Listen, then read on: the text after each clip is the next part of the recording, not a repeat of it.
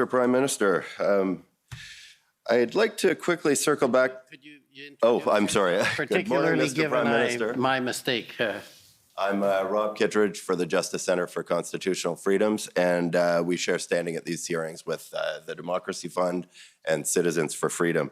I'd like to circle back to a bit of a constitutional conversation I had the other day. Cabinet confidentiality, the principle that members of Cabinet are free to express their opinions on issues before Cabinet fully in private meetings and discussions with you and their Cabinet colleagues. Are you familiar with that principle? Yes, I am. And the principle of Cabinet solidarity, where once decisions are presented to the public or to Parliament, they are collective decisions of the Cabinet and can't be repudiated or criticized by your ministers. And if they were to do that, they would have to resign their post. That is a principle, yes. All right. Tow trucks have come up a lot at this commission, and my friends and the commissioner know me by now as a bit of a towing aficionado. It's been a while since I brought up the subject, but I thought maybe you and I could have a little talk about it. As you know, in order to legitimately and legally declare a public order emergency pursuant to the Emergencies Act, the purported emergency cannot be effectively dealt with under any other law of Canada. You're taking the position that the emergency declaration was justified in part because towing services were required and could not be procured. Is that accurate? That's a bit of a leap. We say that the Emergencies Act was required because the situation as a whole could not be resolved under existing authorities and was not being resolved under existing authorities. Right, but towing service procurement was part of that total picture that you're talking about, wasn't it? One of the barriers that we heard regularly from police of jurisdiction to removing the trucks occupying various locations was the difficulty in securing towing services. Yes, that was one of the barriers they were facing in being able to restore public order. Right. So one of the measures that you put in place through the emergency measures regulations was an ability to compel tow truck drivers to provide towing services, wasn't it? Yes, it was. So I'd say that would be a fairly significant part of the reason why you would have had to invoke the Emergencies Act. Wouldn't you agree with that? It was an element of the solutions to the situation that that we were dealing with. Yes. It was one of a handful of powers that you created using the emergency measures regulations. Is that right? Yes. So I would say it's relatively important. Would you agree with that? It was important in yes, solving the emergency situation. Yes. Certainly relevant to the invocation of the Emergencies Act? The invocation of the Emergencies Act wasn't because people couldn't find tow trucks. The invocation was because there was a public order emergency that posed serious threats to Canadians, and the inability to solve this public order emergency that posed a serious threat to the safety of Canadians was compounded by the inability to actually move those trucks, for example. And that would be one of the ways that the emergency couldn't have been effectively dealt with under any other law of Canada, wouldn't you say? Municipalities and provinces have contracts with tow truck companies to keep the highways clear, to keep the roads clear, and tow parked cars that are illegally parked all the time.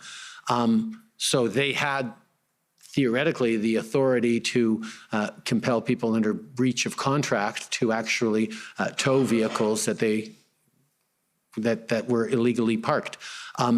For various reasons, they were unable or unwilling to use the civil powers they have under contract, or perhaps it would just take too long for them to be able to do it.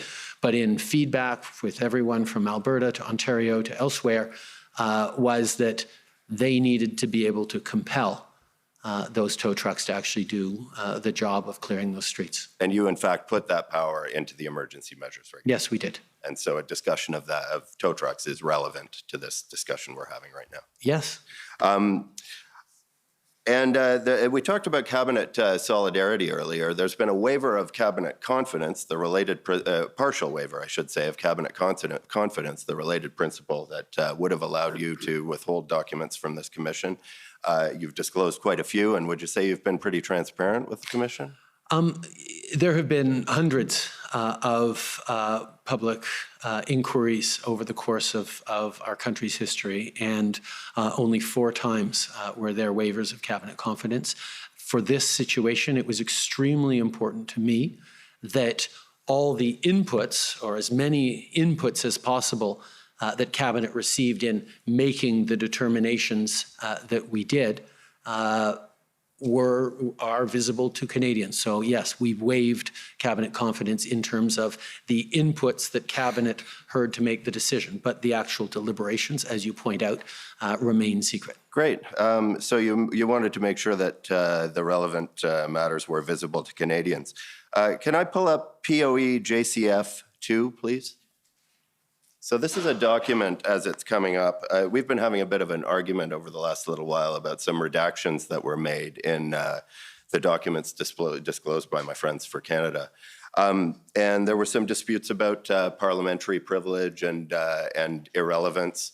But in this particular document, I'd like you to take a look at this. This first document was what was originally disclosed. And this document, the second one, had some redactions removed and those documents were ordered disclosed last night, and Canada took the position last night that there was reason to insist on this redaction, or that this document not be produced unredacted. But I wonder if maybe you could, and at the end of the day, this was produced at 10:26 a.m. this morning, so I'm a little more unprepared for this cross than I normally am. But I wonder if you could look at that first redaction on the original disclosure and see if you can see the reason for the redaction that's highlighted in the black box there. It appears to say irrelevant and parliamentary privilege. Right, so I'm looking at the irrelevant one. Could you identify on the other side what information was blacked out as irrelevant by your government? Americans offering tow trucks. Yeah, and wouldn't you say that discussion of tow trucks was relevant to the discussion we're having here today? I'm not the one who made these redactions. It's the professional public service that made those redactions, so you'd have to ask them. Right, well, I think we will be. But in any event, I would put it to you that tow trucks weren't in fact required, that the power to compel tow trucks was not used for anything other than convenience, and that tow trucks had been secured at all important locations prior to the invocation of the Emergencies Act. And I got to say, it's interesting to close on this tow truck point. I hadn't expected that to happen. But would you agree with me that tow trucks weren't in fact needed at the time of the invocation of the Act? Mr. Commissioner, Brian Gover for the Government of Canada. And if my friend is going to put that to the witness, he ought to put the proposition correctly. I remind my friend that the evidence of Commissioner Carrique of the Ontario Provincial Police was that the powers under the Emergency Measures Regulation in relation to tow trucks were used. I refer specifically to his February 22nd, 2022 report to Deputy Solicitor General Di Tommaso, which shows that clearly those powers were used.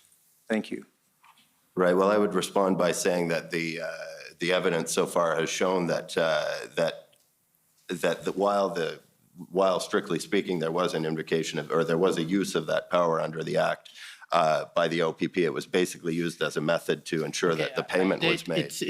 It's supposed to come to me, and I think those happen to be areas that I'm going to have to deal with, what is in fact the case. But you can pose your question in a different way if you wish, but I think whether or not they were used, whether or not it was required is something I will I think we're burying the lead a little bit here, and I'll ask you again. You would agree that a discussion of tow trucks and information about tow trucks is relevant to the work of the Commission and the discussion that we're having here today, wouldn't you? I know there was a lot of time spent on tow trucks during the past 6 weeks. Right. Well, thank you very much. Okay, thank you. Next is now the Canadian Constitution Foundation, or have I? It is? Okay, thank you. I don't want to get it wrong again.